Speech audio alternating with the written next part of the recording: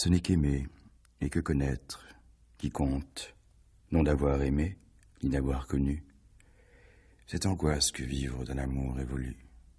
L'âme ne grandit plus.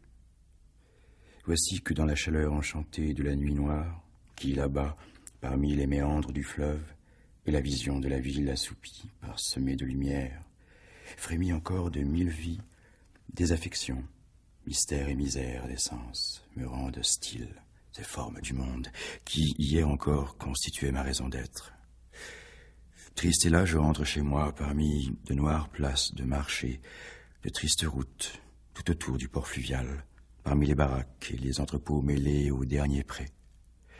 Ici règne un silence de mort, mais tout en bas, boulevard Marconi, ou à la gare, au bord du Tibre, le soir paraît encore doux.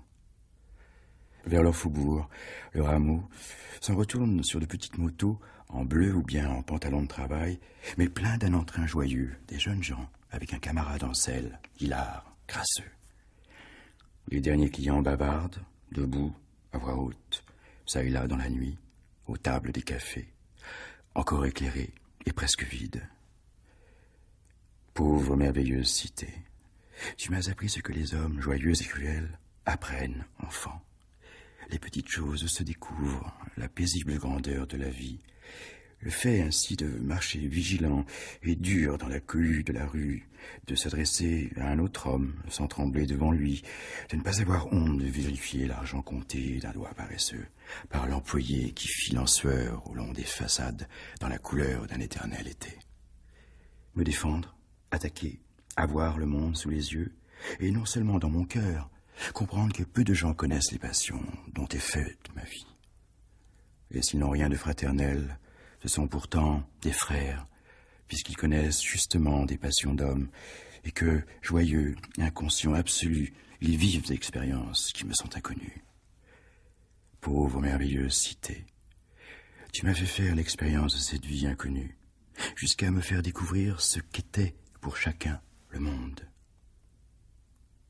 Une lune qui meurt dans le silence qu'elle nourrit, blêmie en de violentes lueurs, qui, misérable, sur la terre où se tait la vie, sur les belles allées, les vieilles ruelles éblouissent, mais sans clarté, tandis qu'à l'infini les reflètent là-haut quelques haillons de chaudes nuées. C'est la plus belle nuit de l'été.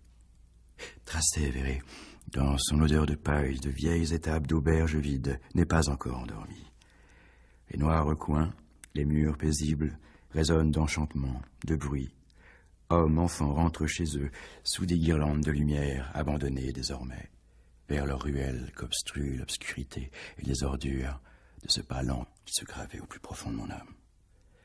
Quand j'aimais vraiment, quand je voulais vraiment comprendre, et, comme alors, ils disparaissent en chantant.